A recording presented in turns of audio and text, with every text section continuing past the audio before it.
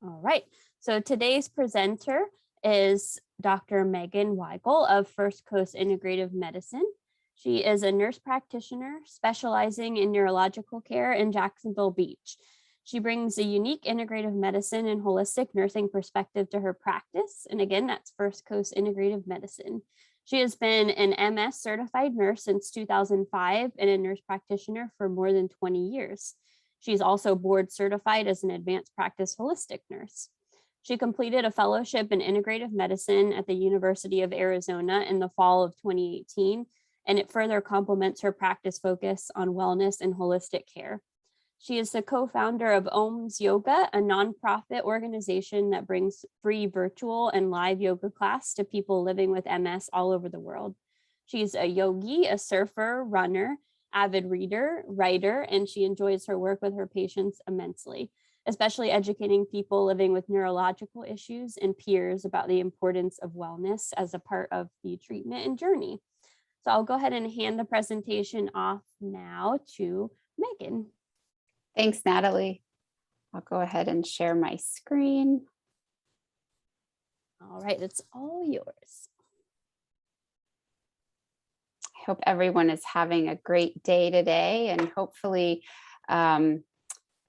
you will take something good away from this presentation, hopefully more than one thing. And at the end of it, just feel a sense of peace and relaxation as you move through the rest of the day.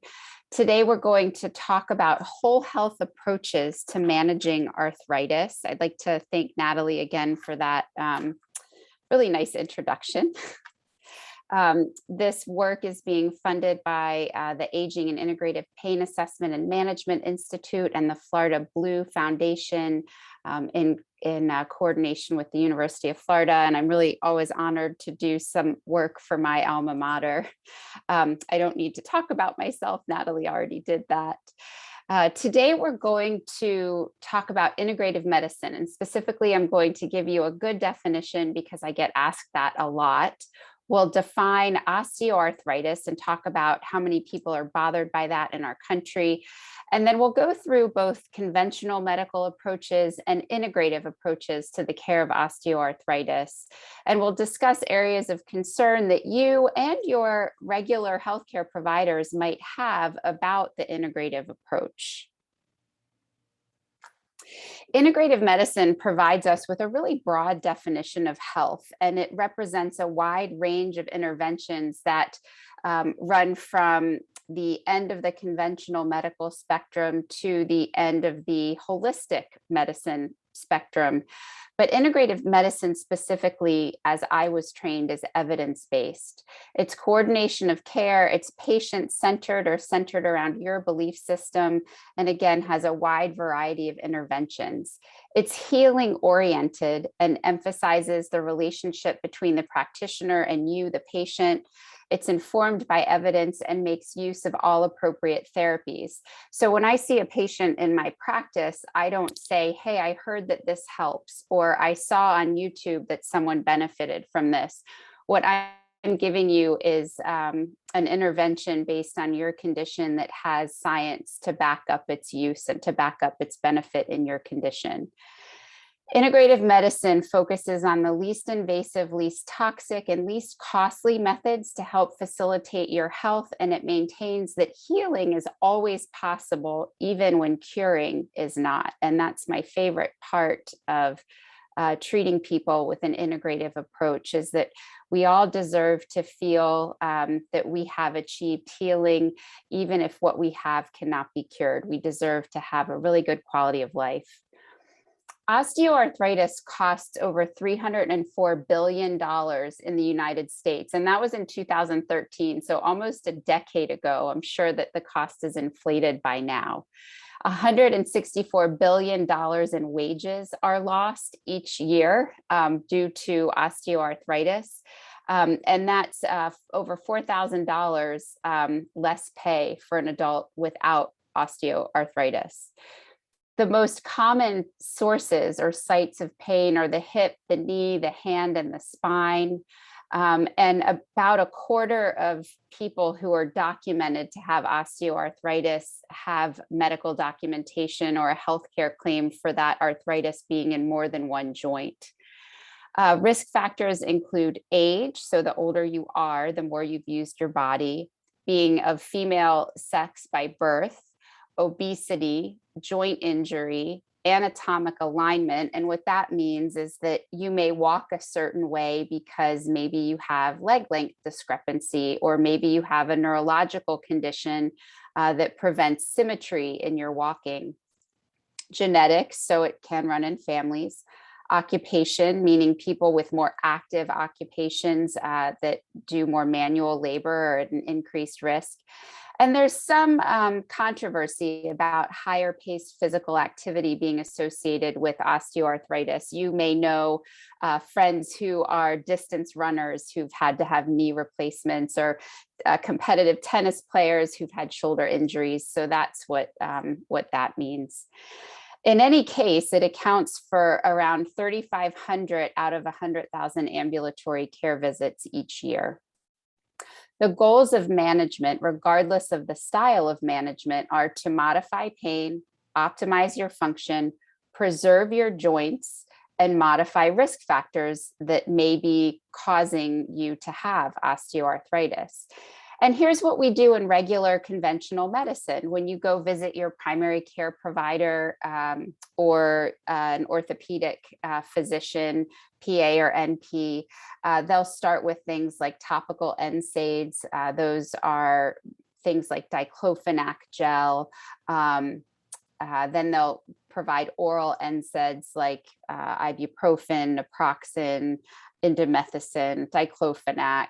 Then they'll move to COX-2 inhibitors like celecoxib, or non-selective NSAIDs with a PPI, which is a proton pump inhibitor like Prilosec to protect your stomach.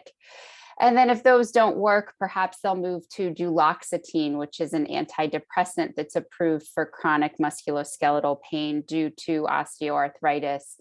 They may give you compounded pain creams that contain capsaicin or other components. They may offer joint injections, steroid injections, platelet-rich plasma injections, even stem cell injections in the joints. And then finally, if we've moved through all of those things without any improvement in pain, or with continued progression of the disease, then surgery becomes an option. We also bring in manual and rehabilitation therapies during the journey, and these things include exercise and physical therapy. Hopefully, exercise would result in weight loss for people whose weight may be a risk factor for osteoarthritis. There are studies telling us that greater than 10% weight loss is associated with a 50% knee pain reduction after 18 months. That's pretty significant. So if you weigh 250 pounds, losing just 25 pounds can reduce your pain by half in a year and a half. And also bracing can help. So we're going to talk about an integrative approach to osteoarthritis management, and I'm going to give you guys that through a case study. And some of this may sound familiar to you. Jimmy is a 50-year-old overweight white male. He has prediabetes. He has high cholesterol.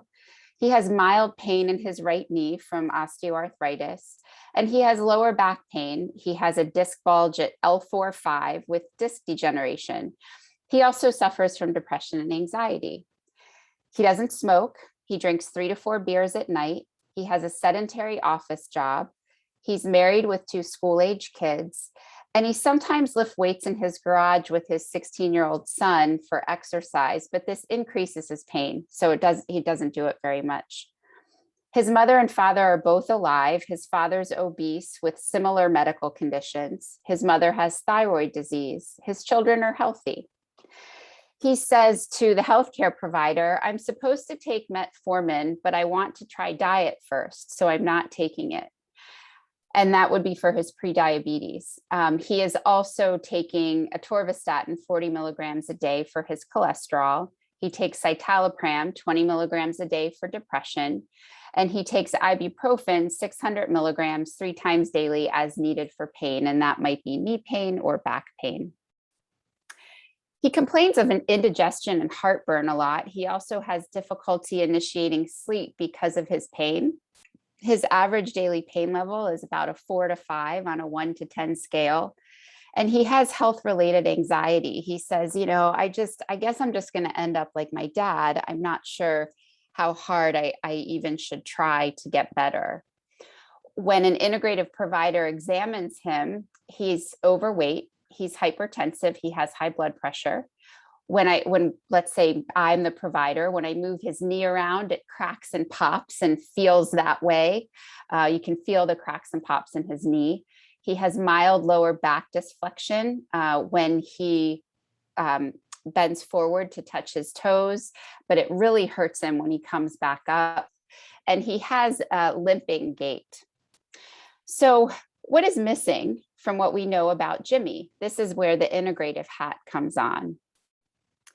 Well, as an integrative provider, I'm going to ask Jimmy to give me better details about what he eats in a day. I'm going to ask him to give me a sleep history. I'm going to ask him about his self-care practices. So he tells me that he eats a frozen pork sausage biscuit with egg and cheese and a cup of coffee. He has a fast food salad with fried chicken, ranch dressing, and a regular soda. And he has a bag of barbecue chips and then chicken parmesan with spaghetti. That's what he had to eat yesterday.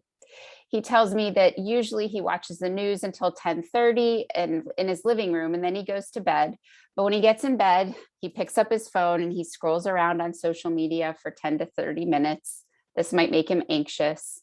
He turns the lights out and he tosses and turns, worries until he finally falls asleep. He likes to do yard work on the weekends. That helps him to release some tension, but it may also increase his pain. He does no mindfulness activities, so he doesn't have any practice that calms down his nervous system.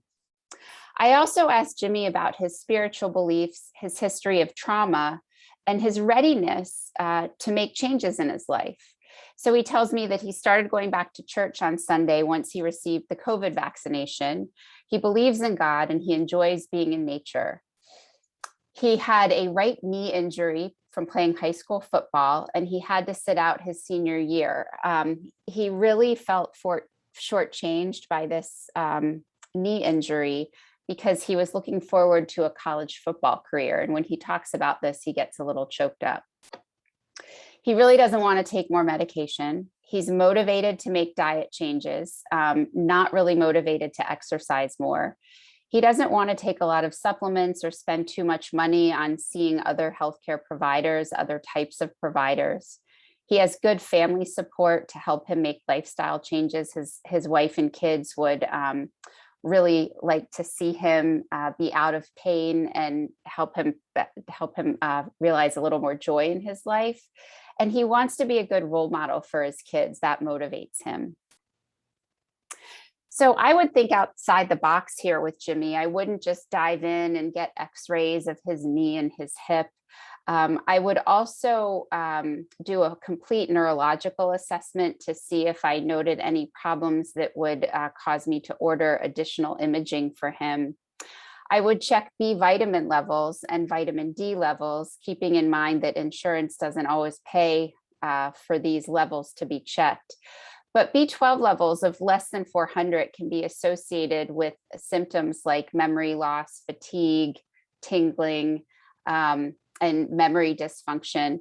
And given that Jimmy has this predisposition to be depressed and anxious, it's important that we optimize his B12 levels and make sure his folic acid levels are normal.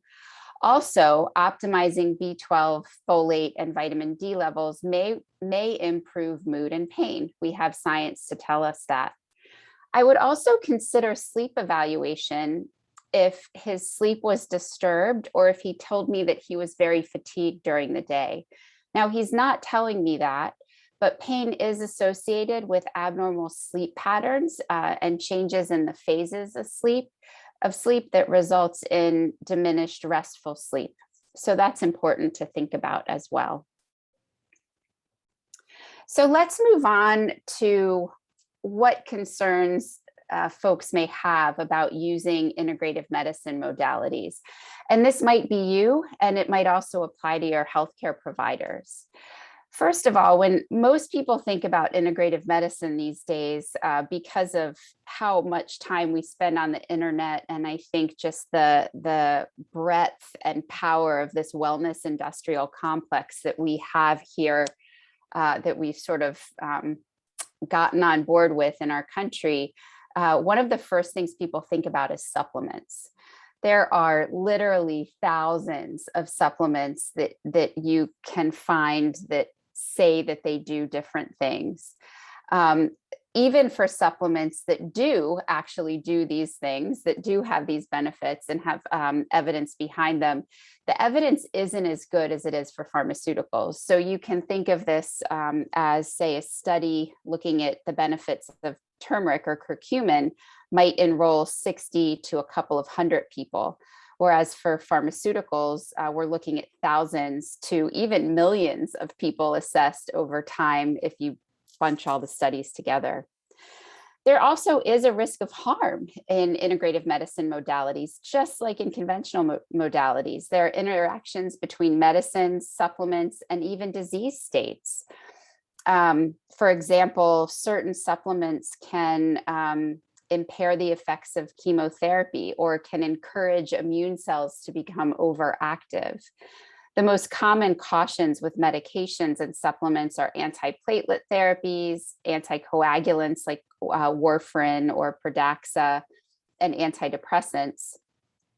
And then sources of supplements need to be considered as well. So risk of harm here is, again, most likely related to supplements. There is a risk of financial harm, however, with additional integrative medicine modalities. There are lots of therapies that are very expensive because they're not covered by insurance, and they may make claims for cure or for healing. But at the end of the day, the risk is that they've just emptied your wallet. Also, if you ask your healthcare provider about integrative medicine, he or she may just not know what to tell you. And so in order to not tell you anything, they may tell you, oh, that stuff's harmful. Reputable referral sources are difficult to come across. And a healthcare provider might want to really be sure that they're referring you to someone that knows what they're doing and may not know how to do that or where to find that information. I like to talk about this algorithm when I talk to people about integrative modalities. And it goes something like this. Is there evidence that this is helpful for what you have? If there is, then we go to the next question. Does that evidence outweigh the risks, including the risk of financial harm that I just talked about? And if yes, then it's safe to recommend. Let's go backwards and say, no, there is not that evidence. If there's not evidence and you want to try it anyway, is it harmful or costly? If yes, then if we can't recommend that, is there something else we can recommend? And if so, then you start over. Let's go back to no from the beginning. Is there evidence that this is helpful for your symptom? If there's not evidence, but you want to try it anyway, is it harmful or costly? And if the answer is no, then maybe you try it. And one of the most important questions to ask is, do you have a realistic expectation of that complementary and alternative medicine modality?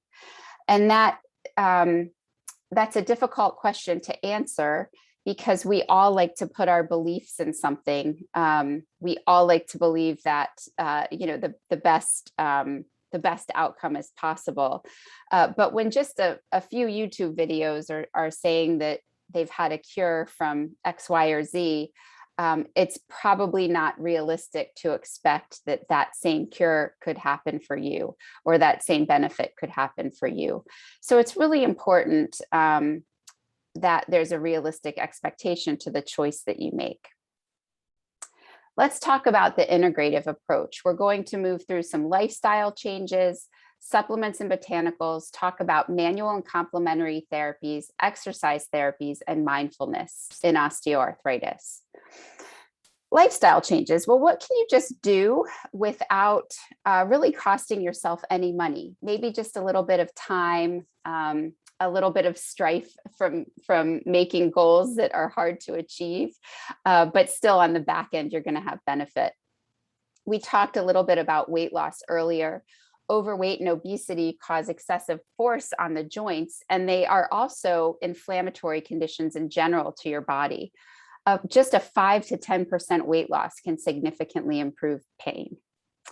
Making diet changes, for example, moving towards a plant-based diet with low to no processed foods, no to moderate alcohol use, and adequate hydration with water can make a difference in your pain. A plant-based diet doesn't have to mean that you're a vegan or a vegetarian. It does, however, mean that when you're choosing animal proteins, that you're choosing ones that are hopefully grass-fed and grass-finished, free of hormones and antibiotics, and that you're not choosing processed foods. Processed meats in particular, processed pork and beef products are have the same danger of causing certain types of cancer as cigarettes do. So, removing some of those processed foods from your diet. If I look at Jimmy's diet, I see that he has a lot of room to add in some vegetables and take out some processed foods. Some people notice a difference in inflammatory pain when they go gluten-free. That's something that is much easier to do these days than it used to be, as long as you stay away from gluten-free processed foods. Try going gluten-free for a couple of weeks and see how your pain level is. Improvement in sleep can also improve pain. Practice good sleep hygiene. And what that means is you reserve the bedroom for sleep and sex only. You keep the bedroom cool. You put down your smartphone before you get into the bedroom.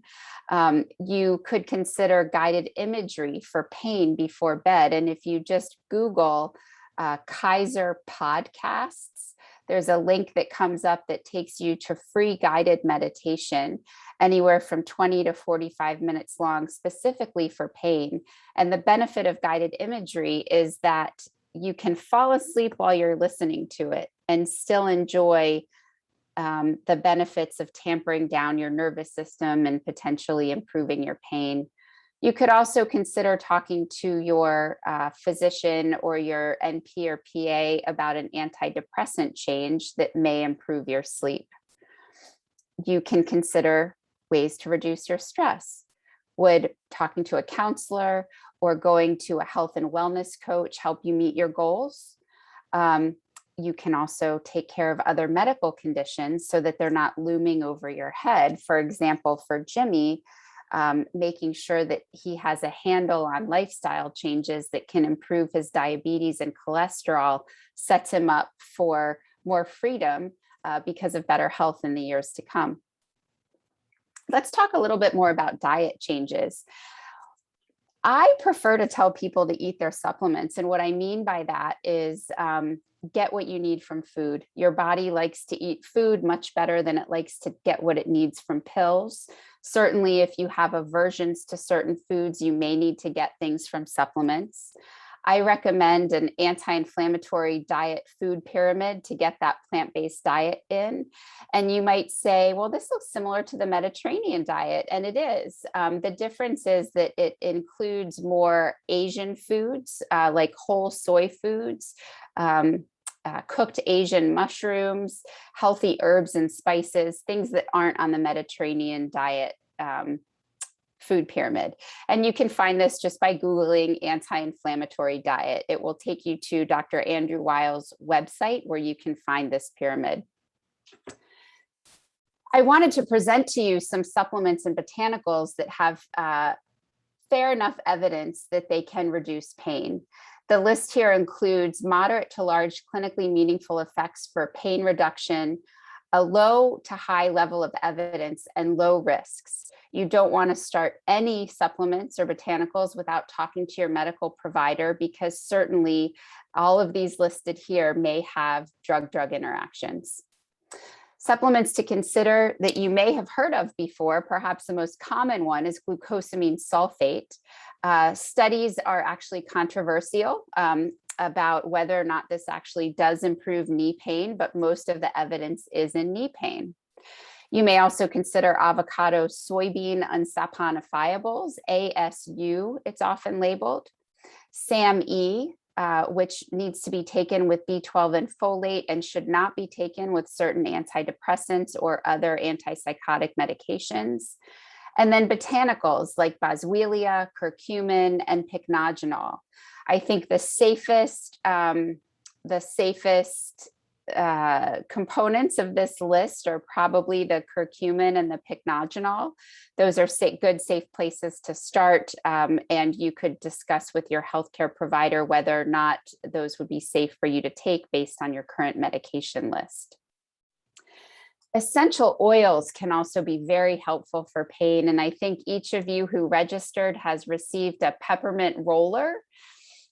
Just inhaling peppermint oil blocks substance P from being released by the brain and body. And substance P is a chemical that opens up the floodgates to you understanding that pain is happening. When applied to the skin, it has cooling, pain relieving, anti-inflammatory, and antispasmodic properties.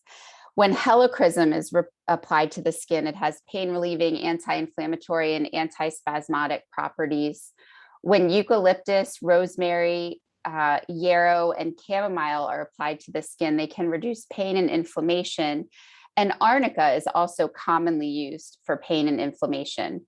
Others that might be helpful include juniper, clary sage, lavender, clove, and black pepper. So how do you use these? Well, many of these have a very nice scent that you can certainly diffuse in a diffuser. If you're going to apply them to the body, you want to choose them according to preference, and preference for most people is usually driven by scent. It has a pleasant scent or not. And you want to make sure that there's no skin sensitivity. So you can just take a little bit of the essential oil on a Q-tip and place it on the inside of your forearm to see if anything changes. Same thing with choosing a carrier oil. The most common carrier oils are fractionated coconut oil, olive oil, and grapeseed oil. And you'd want to also apply a small amount of these to the skin to check for sensitivity. To make the mixture of essential oil, you would start with 6 drops of essential oil per ounce of carrier oil for a 1% solution. And you can buy little bottles on Amazon, just like you see here, to make those mixtures. Manual and complementary therapies can also be very helpful for managing osteoarthritic pain. There's good evidence that acupuncture helps with knee osteoarthritis. Massage therapy can also be just a wonderful relaxation technique for releasing muscle tension and myofascial pain. You want to connect with someone who has experience with myofascial release. In my opinion, I firmly believe that the issue is in the tissues, and that releasing some of the energetic properties that go along with pain can help you feel much better in the long run. Therapeutic touch has evidence for osteoarthritic pain relief. However, it's difficult to find a practitioner. I know of only a few here in Jacksonville.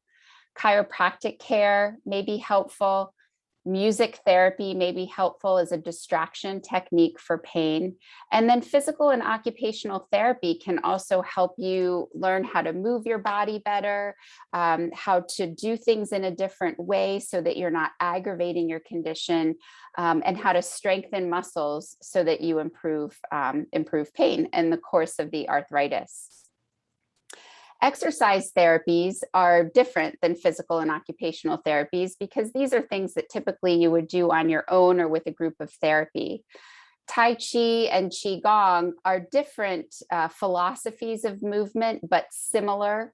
They both help improve balance, physical function, pain, and mental health. The Arthritis Foundation has an old but really useful Tai Chi video online. You can go to arthritisfoundation.org to find that. Aquatic therapy can also help improve pain because it takes about half your body weight off of you, right? So that you're moving without the force on your joints. Spinning classes have research and also evidence that they may improve osteoarthritic pain. But I would recommend a person new to this exercise first have supervision and or physical therapy. So if you're interested in spinning or stationary cycling, it would be helpful to have someone who knows about your condition fit you with a bike so that you don't cause more harm than good. Yoga can also be beneficial for helping with pain. I recommend this with caution as a yoga teacher because oftentimes when we get in a yoga class, virtually or live, if that's something that you're comfortable doing right now, we have a tendency to want to push ourselves beyond our limits. The ego kind of takes over. So if you're interested in learning yoga or using yoga as a modality, I would recommend that you choose an experienced instructor and even consider private lessons with close supervision, depending on the severity of your condition. Yoga has a profession associated with it called yoga therapy. Certified yoga therapists have more therapeutic knowledge than just teaching a yoga class. And so they provide instruction based on medical conditions. We're going to finish out our talk today, so we'll have plenty of time for questions, talking about mindfulness. And while mindfulness may not improve pain and osteoarthritis, it can improve your sense of self-efficacy and it can improve depression. Well, what's self-efficacy? Self-efficacy is your sense that you can accomplish things, that you can get things done no matter the obstacles placed in your path, that you can meet goals that you set, and that you know and actually use the resources that you have. I like apps to recommend mindfulness. My favorite ones are Calm, Insight Timer, and Oak. These are all available on the Apple App Store and Android app stores. I think they're still available at reduced cost. Some of them were actually free when the COVID pandemic first started. I also recommend time spent in prayer, and this is really the oldest form of complementary and alternative medicine. And in fact, even in 2000, it was still the most used form of complementary and alternative medicine in our country. I teach the 4-7-8 breath for rescue. And I'm going to walk you guys through that now. Don't try to do it while I'm talking. Just let me talk through it first. And then I'll instruct you through the breath. For the 4-7-8 breath, you exhale completely, and then you breathe in through your nose, a big full breath to a count of 4. You hold the breath for a count of 7, and then you open your mouth and exhale to a count of 8. You can even sigh on the exhale. So let's have everybody just get comfortable in your chair. Put your feet on the floor and lean back. And take just a regular inhale. And then exhale your breath completely. And now breathe in through your nose. 2, 3, 4. Hold it. 3, 4, 5, 6, 7. Open your mouth. Exhale. Sigh out that breath. 5, 6, 7, 8. So that's the 4-7-8 breath. It's a 19-second rescue breath. It's not recommended that you do more than 2 of those in a row if you're not used to deep breathing like that, because it actually can make you dizzy, lightheaded. Doing this type of breathing and practicing this breath work over time is associated with better cardiovascular health and better mental health. So if you're in a situation where you feel anxious or where your pain is really getting at you, try that 4-7-8 breath. Let's go back to Jimmy. What's missing? Well, for Jimmy, what's missing is pain relief, control of his anxiety, restful sleep, foods that grow from the ground. I mentioned he has room for a lot of vegetables in his diet, water, he mentioned not drinking any, and exercise. And then what should go missing with Jimmy? Well, processed meats, fried foods, soda, and alcohol would be great to get out of his life on a regular basis.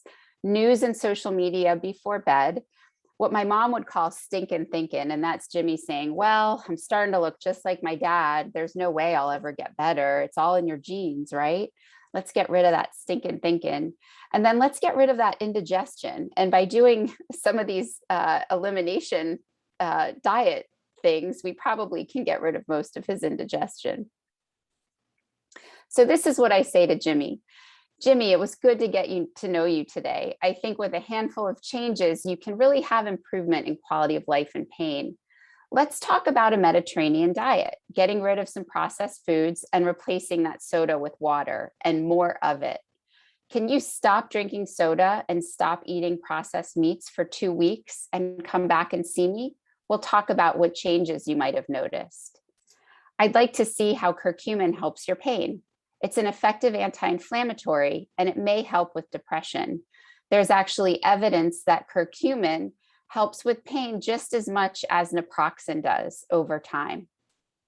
Let's change your antidepressant from citalopram to duloxetine. Duloxetine may help you more with pain, and that might help you sleep better. I'd really like to teach you a breath you can use anytime you feel anxious or that pain is taking over. It only takes 19 seconds. And I teach Jimmy the 4-7-8 breath. That's one of the major differences between integrative medicine and conventional medicine, is we're not just ripping off a prescription pad or giving someone action items without follow through. At Jimmy's next appointment, I talked to him about the changes he made and whether or not they were helpful. At that point, I start to talk to him about exercise or physical therapy.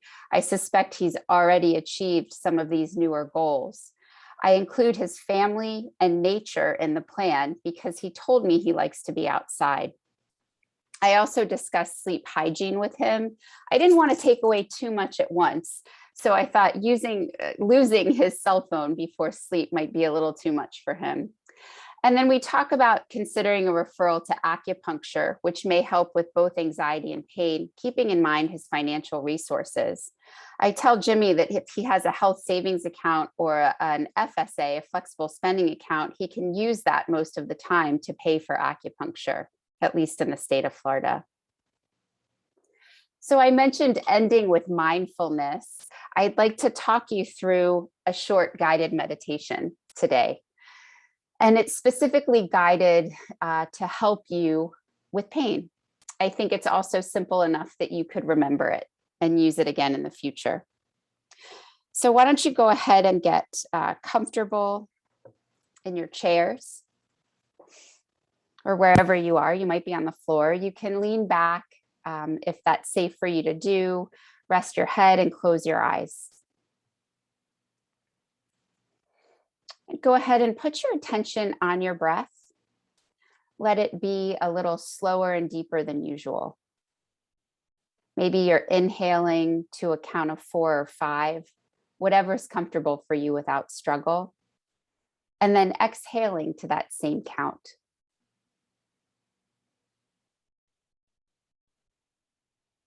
Get used to a slower and deeper rhythm of breath.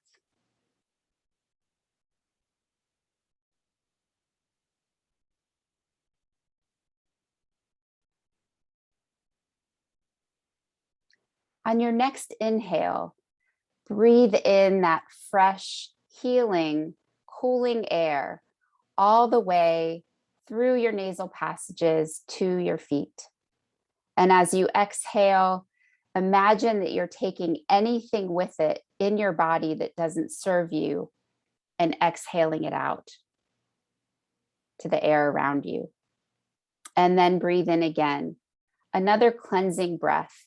Let it go to whatever area of your body is causing you discomfort right now.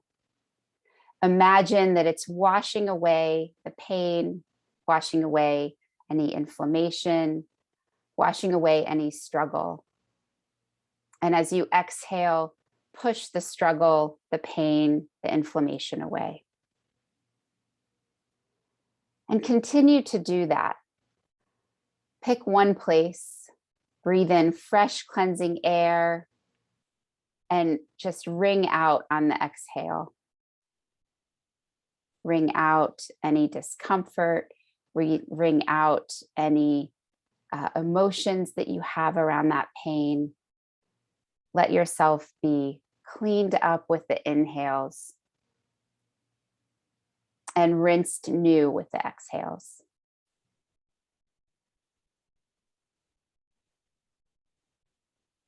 Take another deep breath in, all the way from the tip of your nose to the bottom of your toes. And exhale.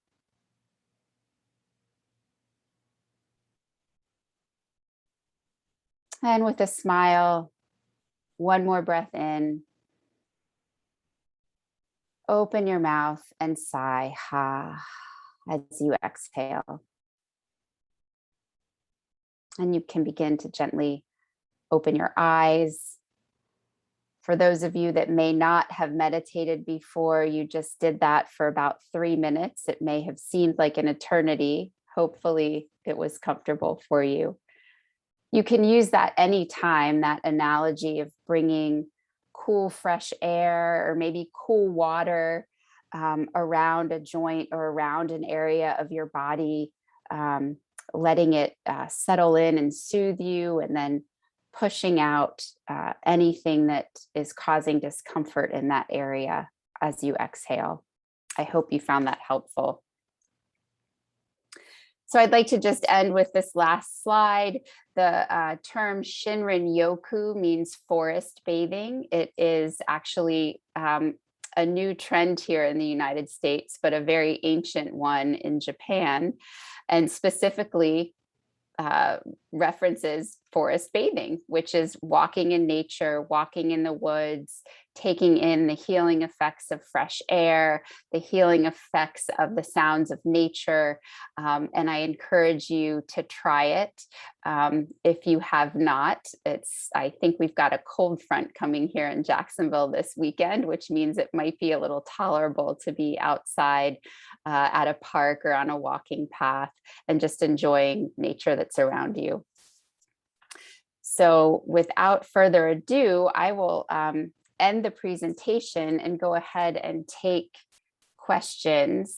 Natalie, if you could let me know the best way to go about doing that, that would be great. Sure. Yep. If you want to go ahead and end your screen share, I'll just show my little end cap, and then we'll go through some of the questions that have been submitted. Okay. Here we go. Okay, so we have a number of questions that have been submitted. So I'm going to go ahead and read off. Some of them I have already answered within the boxes, but the rest we'll go ahead and answer aloud. So our first one was, how would you go about getting your vitamin B levels checked? Is it expensive, or how do you recommend somebody go about that? That's a really great question. I would start by asking your healthcare provider. Your primary care provider can order those levels at a regular lab. The only caveat is that insurance doesn't always pay for vitamin levels unless you have a symptom that goes along with a deficiency. So you may incur a cost. The cost would be different from insurance company to insurance company, but certainly could run you a couple $100s if your insurance doesn't cover it. Sure. Yeah. So after somebody seeks their provider's input, then perhaps the next step would be talking with your insurance company. A phone call might get some of those questions answered for you. Yeah. And sometimes if you ask a lab for a self-pay price, it can be cheaper than even using your insurance. Yes. Yeah. Also a great option to ask for too. All right. So going to the next one, I will probably botch the pronunciation of this, but I just learned about the helichrysum oils. Yes. All indications are that you should use the Helichrysum italicum. Is there any truth to that? Is one better than any other? Does any of that matter? You know, I would have to probably get back to you on that. I can look at let me see what my Helichrysum is. I rely on my supplements to tell me what the best is. And I have Helichrysum italicum. So while I can't speak to the data behind which helichrysum is best, the company from whom I buy essential oils, which I tend to recommend either Young Living or doTERRA oils because of quality and consistency, sells the italicum version. Okay, thank you. Yeah, and we'll look into some follow-up information as well when we email out our other resources too, see if there's anything out there. And our next one, so my experience is that usually the best medical provider to contact for any drug or supplement compatibility or contraindications interactions might be a pharmacist over the doctor. Oh, that's a good point, and possibly true. Your pharmacist either at, a commercial pharmacy, a local pharmacy, or a specialty pharmacy may know that information, but if they're trained conventionally, they also may not know that information. So sometimes seeking consultation from an integrative medical provider who's had fellowship training like myself, or another provider who's had fellowship training in integrative medicine or herbalism may be your best resource. Okay. Yeah, and I'll make sure I include the search from the Andrew Weil organization too. They have a search tool for finding people who have gone through the fellowship training, and there are a number within this area. I know we have attendees from outside of this area as well, but I'll make sure I include that so people can find a close practitioner to them if they are interested in exploring integrative. Thanks, Natalie. I'd also like to say, because I just ran across it today, WebMD has a good, they're starting to build a database on supplements, and it's similar to a pharmacopoeia, like a prescriber's desk reference. So you can put in a supplement and it'll tell you the uses, the side effects, and the drug interactions. Yeah, we'll make sure we include that as a helpful link for everyone too. That's great.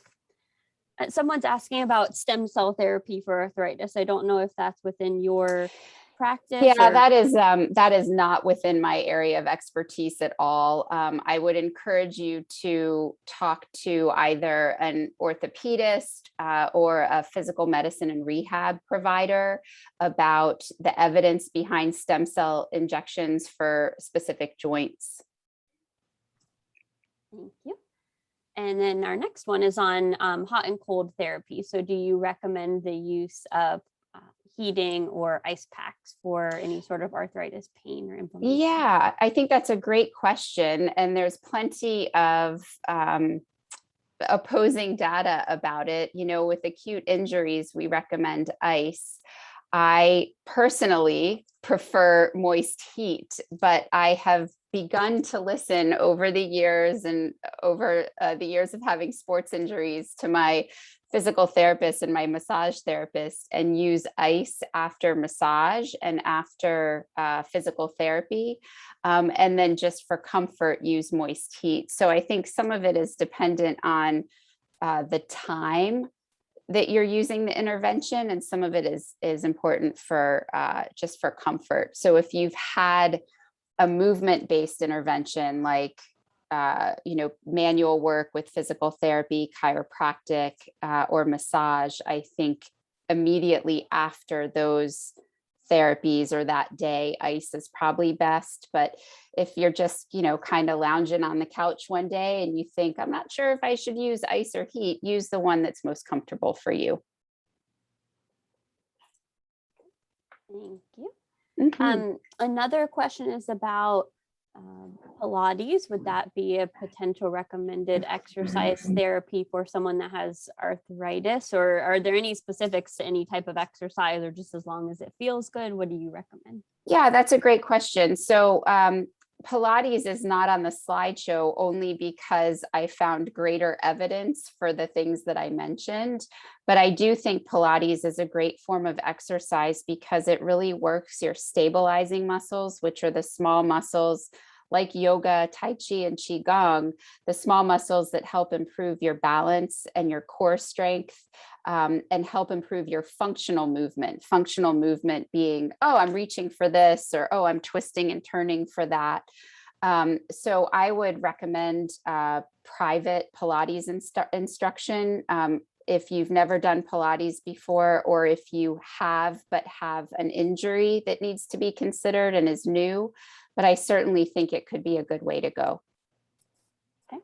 The next question we had came through the chat, and someone was asking about some of these other types of water products. So either liquid IV or Gatorade or Powerade, BioLite versus water. So do you recommend drinking any of these types of electrolyte products, or is water good? So I recommend water. I recommend electrolytes for electrolyte replacement. So if you have been outside in the heat, if you have exercised, if you have a lot of fluid loss, then I recommend electrolytes.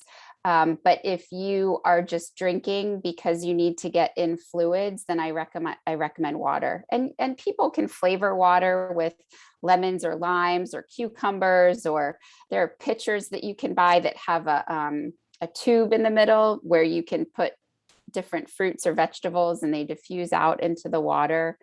The problem with some of these prepared, let's call them prepared electrolyte drinks, is that they may be high in sugar or high in B vitamins, which many people don't know. It's quite easy to become toxic in B6, and that can actually have neurological consequences.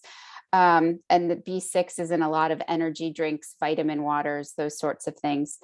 And also the artificial sweeteners, if you're drinking these fluids that aren't the regular sugar-filled version, which isn't good.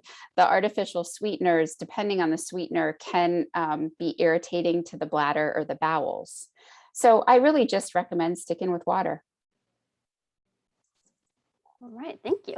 And then along those similar lines, and you don't have to speak to this if there's not any research you've done on it, but the IV type of clinics. Oh, the IV therapy, sorry. Around, if there's any type of info on those, like, so not just the liquid IV, the drinkable stuff that claims to be 3 times the amount of water that you need, but the actual injectables and those clinics have sprung up around. So the liquid IV, I have recommended that to patients who have medical problems that require increased hydration. But as far as, sucking that stuff down instead of water, I think it's fine to just drink water.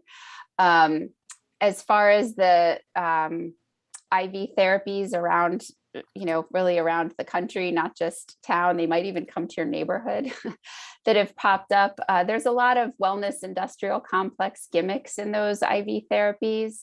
However, certainly if you are deficient or insufficient in vitamins or minerals that they're offering, that could be considered. If you're dehydrated, that can be considered. It's something that, if a person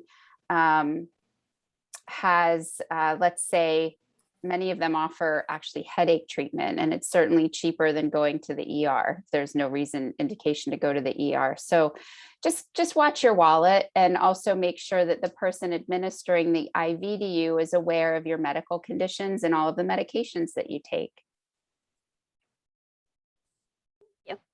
On to our next one here. Do you have any information on the evidence regarding the effectiveness of cold laser or soft wave treatments? I have not personally researched those treatments. I have heard friends and patients tell me beneficial stories of cold laser. The other I actually have not heard of until this very moment. And that just speaks to the breadth of integrative medicine and complementary and alternative therapies. Many providers like myself will choose one road and stick to it. I've chosen more of the energy medicine route. So I practice acupressure and something called neuroemotional technique in my practice. I am not real familiar with the things that require machines, let's say. But I think that if you're looking for evidence for those, I would look for studies that have, case control, which means they're studying the intervention versus people who haven't had the intervention, not just testimonies. Thank you. Mm-hmm. And there was one about red light therapy, but same would go for that as, doing the research behind the evidence. Yeah, on it before choosing. just looking for research that's published in medical journals, not on someone's website. And you can get fair access to at least abstracts from medical journals these days. Integrative medicine, functional medicine, rehabilitative therapies really are publishing fairly good data about this stuff. I personally have red light therapy when I go to acupuncture. So my acupuncturist uses that. I'm not quite sure, how it's helping me, so to speak. But again, I haven't gone down that path of using those modalities in my practice. People who have pain say it's very helpful. Okay, thank you. Yeah, Mm-hmm. and along those lines, if people on here don't have access, if you don't work within a setting where you have journal access, a lot of times some digging around on Google Scholar is a decent place to start. And then again, like Dr. Weigel stated, looking at who it's coming from, making sure it's coming from, a reputable journal and not just a website or a blog or an article where someone's trying to sell the service to you. Exactly. And one final one. This is talking specifically about bone spurs, Mm-hmm. bone on bone and bone spurs in the joint, asking about the effectiveness of holistic approaches for this care. And I imagine that would be kind of a case by case basis. Yeah, I definitely think so. I mean, most osteoarthritic injuries are mechanically based. And the way that I approach pain and those injuries is more along the lines of how did you get the injury, and then how can we reframe what's happening from it. So saying that complementary and alternative modalities can actually change the structure of your body is a little bit hard. Although I do believe that myofascial therapy can change the sweater that you're wearing. And what I mean by that is literally if you picture someone knitting a sweater and imagine that you pull one thread out of place, the one thread doesn't move, the whole sweater moves. So what you do in one place affects your whole system. Myofascial therapy helps to relax and release that fascia. And so sometimes there are structural changes in the body. I don't know if that's helpful to the person who asked the question, but certainly within all of the modalities of integrative medicine, complementary and alternative medicine, and manual medicine, I do think that there could be some improvement in pain. Perfect. And I know we're reaching our time here. We just had one more comment that I'll throw out there along the lines of yoga. So someone was just stating that gentle yoga and chair yoga can help to address things like pain, anxiety, stress. It can help with resetting your metabolism and kind of getting away from that notion of having to do rigorous athletic type of exercise as the only type of exercise and physical activity. So I think that's great. I just saw that pop up. Chair yoga, some people steer away from it because they think they need to do things that are more rigorous or more severe. Well, once you've done chair yoga, you actually learn that it's pretty hard to do. And it does take that weight being put on the joints out of the equation, so that you can learn how to use those small muscle groups more. You can increase flexibility, increase strength, and balance, and it also helps your emotional body. Great. And I see a question about myofascial therapy. Yes. We can answer this now, or again, I do encourage everybody who's interested in other topics to add that to your post survey too. We can get more in depth on a specific topic. But if you have anything to conclude. Yeah, it's a manual therapy, so it's a massage type technique. Perfect. All right. The practitioner may use hands or also tools. Thank you. Yeah. And again, if everyone's interested in that too, and some of the other topics that have been brought up here today through this webinar, just make sure you add that as a topic suggestion later on when we get that survey sent out to you. We do look at those to make sure that we're adding topics that everybody wants to explore further. But thank you so much for your time, Megan, and for everybody for attending. And again, just as a reminder, everyone will be sent out all of the information that they need, the presentation, the recording, the slide deck, so that way you can reference it, explore this, use it as a talking point for your next healthcare provider visit as well. But thank you, everyone, and have a great rest of your afternoon. Thanks so much. Thank you.